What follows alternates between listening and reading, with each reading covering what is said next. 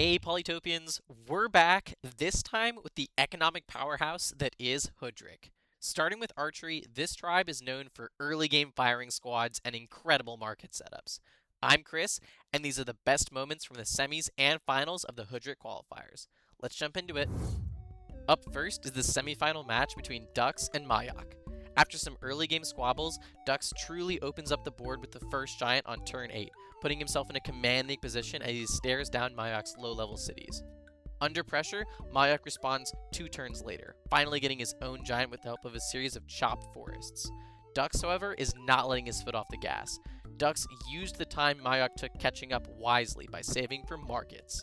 With 11 stars per turn on the field, Majak's winning chances look more and more uncertain. Majak's late foray into trade loses him control of the water, and Dux manages to keep him off a critical 6th city. Despite setting up an effective cloak chain toward Dux's capital, Majak is unable to break through, even with knights. Dux's counterattack breaches Majak's defenses and wins him the game. Dux gets off to a rough start in Game 2, losing his 2nd city to Majak's warrior. However, Dux manages to recover, finding his backline cities and eking his way into mathematics for the first giant of the game. For Majak, without an easy way to get giants of his own, victory seems out of reach. In the face of Dux's advancing giants with riders in tow, Majak concedes the match. Dux moves on to the finals. Next, we have Willibomb, a frequent contender, and last year's barter representative, Slimming Boy. Game 1 gets off to an asymmetrical start, with Willibomb opting to go into fishing early in the hopes of expanding across the lake on the southwest side. This forces him to sacrifice some development on land, and this difference in tempo allows Slimming to kick him off a crucial neutral village a few turns later. With Slimming's giants advancing, Willibomb is forced to go into roads to get a giant of his own. Slimming then goes on the offensive, sending in his giant and preparing to steal the neutral village on that side of the lake. Forced to defend and prevent this, Willibomb is unable to match Slimming's pace, getting his markets down 1 turn after his opponent. Slimming then finds a brilliant capital siege, opening the door for his giant to secure the neutral village. Willibomb, however, sees the line. He uses a giant push in order to simultaneously unsiege his capital and kill Slimming's giant.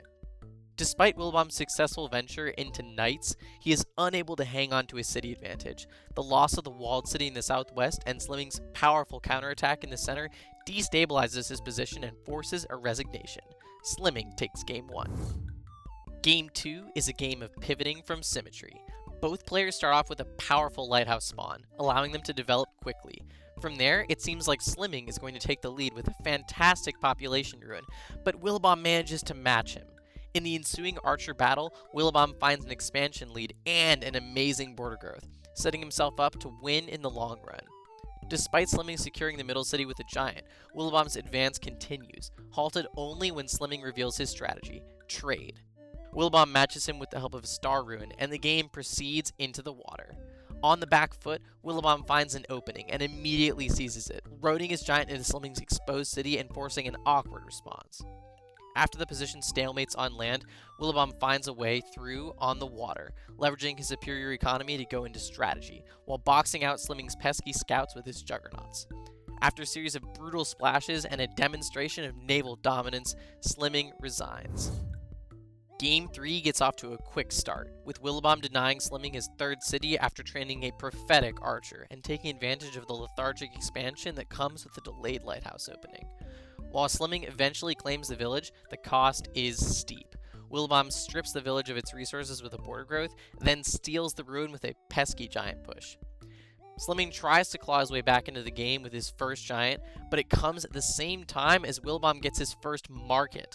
Out of time and out of options, Slimming takes to the water.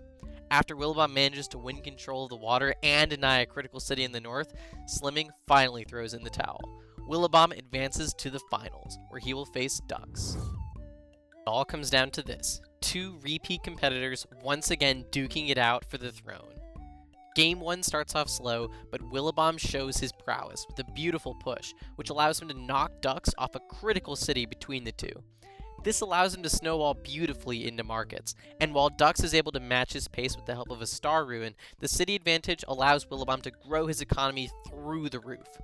After being denied another crucial city, Dux realizes the position is unwinnable and resigns. Ducks is able to hold on to the contested city between the two players in Game 2, securing it with his starting archer. Then, a sneaky veteran from Ducks puts Willibomb even further on the back foot. Willibomb, in a desperate attempt to keep up, chops everything in his terrain in order to pump out some key upgrades whilst continuing to train units.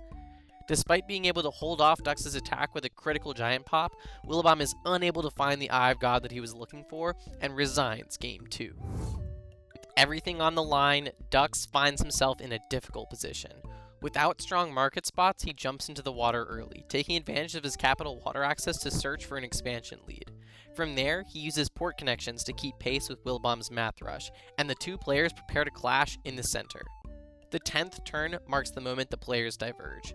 Willibomb goes into trade, setting up his markets, while Ducks uses sailing to deny a key village in the northeast. Ducks then uses a well-timed giant push to protect his catapult in the southwest, helping him fend off Willibomb's initial push into the water. On the same turn, however, Willibomb finds his Eye of God monument, using it to get a giant right in the face of his opponent. Despite Ducks trying to hang on with bombers and riders, he is unable to stop the tidal wave that comes off the back of Willibomb's superior economy. In the end, it crashes over Ducks' defenses just a few turns later, securing Willibomb control of the water and winning him the series. After many attempts, Willibomb finally makes it through the final gauntlet. He will represent HOODRICK in this year's World Championship. I hope you enjoyed watching this round of the qualifiers. I look forward to seeing what Willibomb can do in the face-offs. If you like this video, leave a comment on your favorite highlight. Until next time, peace.